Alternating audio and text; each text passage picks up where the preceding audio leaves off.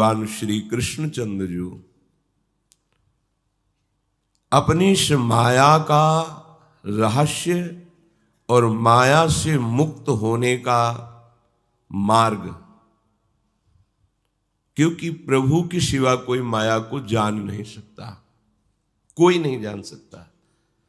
जिसे प्रभु परिचय करा दें वही जान सकता है। इतनी छलिया है कि आप अपनी आत्मा से भी उतना प्यार नहीं करेंगे जितनी माया से प्यार करेंगे। देखो ना, अनंत जन्म हमारे इसी माया के ही आकर्षण में तो व्यतीत हो रहे हैं। सच्चिदानंद स्वरूप होते हुए भी देह भाव को प्राप्त होकर भोगों में भटकना ये माया की ही प्रियता है। अगर इसके रहस्य को कोई जान पाया है तो प्रभु ने जिसको जनाया है, प्रभु ना जनावे तो कोई जान ही नहीं पा सकता, अनिर्वचनीय है। ऐसी इसकी महिमा माया की है कि बिल्कुल प्रभु के समतुल ही है। जैसे प्रभु अनिर्वचनीय, ऐसे माया अनिर्वचनीय। जैसे प्रभु को सहसा नहीं जाना जा सकता, ऐसे माया को सहसा नहीं जाना जा सकता। ये प्रभुमय है। बस ये भोक्ता भाव जो हमने स्वीकार कर लिया है, यही हमारे साथ छल हो जाता है। कर्ता भोक्ता भाव ही छल हो जाता है। नहीं, माया और प्रभु ये दो नहीं है। बिल्कुल सत्य समझना, दो नहीं है।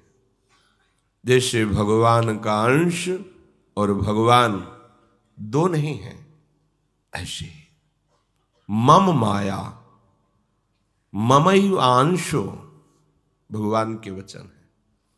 ये भगवत स्वरूप ही है। बस ये जो कर्ता भोक्ता भाव बैठा है, यही हमें छल करने के लिए माया को मार्ग दे देता है। नहीं तो जहां कर्ता भोक्ता भाव हटेगा तो आप देखोगे एकमात्र सच्चिदानंद प्रभु के सिवा न कोई था, न है, न रहेगा। अब प्रभु कृपा करके बता रहे हैं कि हमारी माया से तुम कैसे बचोगे। माया से जो हमें भ्रम में फंसा करके बराबर दुख शोक संताप, ये गुण और दोष धर्म में फंसाती है, जिसे राग और द्वेष कहते हैं, जिसे हर्ष शोक अनुकूलता प्रतिकूलता कहते हैं।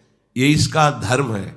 इसी धर्म से जाना जाता है कि हम माया से प्रभावित हो रहे हैं। पर जब प्रभावित होंगे तब आप नहीं जान पाएंगे। जब आपकी शुद्ध सात्विक वृत्ति होगी तब पहचान होगी कि अरे अभी तक तो माया में ही मैं फंसा रहा। अपने में गुण धर्म, दूसरों में दोष धर्म, इसकी प्रधानता है माया की। और जब दूसरों में गुण धर्म और अपने में दोष धर्म, यहां से भक्ति प्रारंभ होती है। मैं तृणादपिषु नीचेन, बहुत नीच हूं, क्वाहम तुच्छा परम अधमा प्राण्यो गर्ह कर्मा, यहां से भक्ति प्रारंभ होती है। जब तक आप में कुछ गुण दिखाई दे तब तक माया से छले जा रहे हैं। और जब आपको ऐसा लगने लगे मेरे जैसा अधम कौन, पर मेरी प्रियाजू की कृपा है, बस अब यहां से प्रारंभ होता है माया रहित मार्ग। जब तक रागात्मक वृत्ति कोई अच्छा लग रहा है, द्वेषात्मक वृत्ति कोई बुरा लग रहा है, तब तक आपका अंतःकरण त्रिगुणात्मिका माया से प्रभावित है। इससे कैसे बचा जाए, माया के प्रभाव से कैसे बचा जाए, तो स्वयं श्री भगवान कह रहे हैं अभ्यास योग युक्तेन चेतसा नान्यगामिना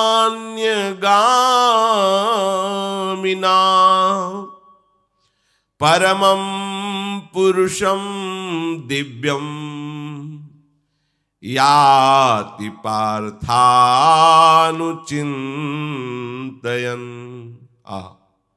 अमृतमयी बात है। श्री भगवान कह रहे हैं, हे प्रथानंदन अर्जुन, तुम मेरे चिंतन का अभ्यास करो। जहां परम पदवी की प्राप्ति की बात आती है, वहां श्री भगवान चिंतन शब्द का प्रयोग करते हैं। बहुत से श्लोकों में चिंतन, चित्त वृत्ति का निरंतर प्रभु में लगे रहना ही चिंतन कहते हैं। इसीलिए अभ्यास शब्द कहा है कि चिंतन होना कठिन होता है। क्रियाएं करने का हमारा सहज स्वभाव बन गया है। बड़े भाग्यशाली हैं जो भागवती क्रियाएं स्वीकार करके प्रभु की प्रसन्नता के लिए करते हैं, पर प्रायः अहम धर्म से युक्त होकर स्वसुख वांछा से प्रेरित होकर सारी क्रियाएं की जाती हैं। अहंकार विमूढ़ात्मा करता हमिति मन्यते, मैंने ऐसा किया, मैं ऐसा कर रहा हूं, मैं ऐसा करूंगा, इसी से प्रेरित होकर सारी क्रियाएं होती हैं। कोई बड़ा भाग्यशाली होता है जो श्री प्रियालाल का शरणागत होकर नाम जप करना, वाणी पाठ करना, नाम कीर्तन करना, प्रियालाल की सेवा की भावना रखना, प्रियालाल के समर्पण करने के लिए ही सारी चेष्टाएं करना, ये तो बाहरी बात है। जो अंतर में प्रवेश करेगी, ये अभ्यास है बाहरी। यदि इसका अंतर में प्रवेश नहीं हो रहा तो अभी अभ्यास में त्रुटि है। ध्यान से सुनना, आपका भागवतिक अभ्यास चल रहा है और आपका चिंतन भागवतिक नहीं है तो अभी त्रुटि है, खोजो। कोई धर्म विरुद्ध आचरण है आप में, कोई पापाचरण है, कोई मनमुखी चाल है जो आपको आपकी भागवतिक क्रियाओं का जो फल है वो नहीं प्राप्त होने दे रहा। भागवतिक क्रियाओं का क्या फल है? सब साधन कर यह फल सुंदर, प्रभु पद पंकज प्रीति निरंतर। अपने आराध्य देव में एक एक चित्त की वृत्ति का समर्पित हो जाना, ये समस्त साधनाओं का फल है।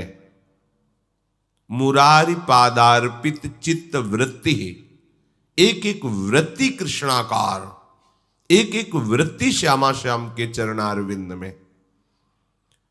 यदि चित्त वृत्ति विषय चिंतन में है, चित्त वृत्ति क्रियाओं की नाना प्रकार के नानात्व के चिंतन में है, तो अभी हमारी साधना में, उपासना में त्रुटि है। अभ्यास योग युक्तेन क्या? चेतसा नान्य गामिना। आपका चित्त पंग हो जाए, जाए ही ना, जाने की सामर्थ्य ही ना रह जाए, यह है साधना का स्वरूप। भगवत प्राप्ति क्रियाओं से नहीं, चिंतन से होती है। सत क्रियाओं से असत क्रियाओं का त्याग और सत क्रिया के फलस्वरूप आराध्य देव के चरणारविंद की चिंतन वृत्ति का जागृत हो जाना, ये साधना का फल है, ये उपासना का फल है। गदगद सुर नयना सजल, दंपति रस रहे भीन, यही गति वृंदा विपिन में फिरे प्रेम तन लीन। ये सब साधना का फल है। आराध्य देव के चिंतन में रोमांच हो रहा है, पुलकावली बढ़ रही, अश्रु प्रवाह हो रहा है। वृंदावन की वीथियों में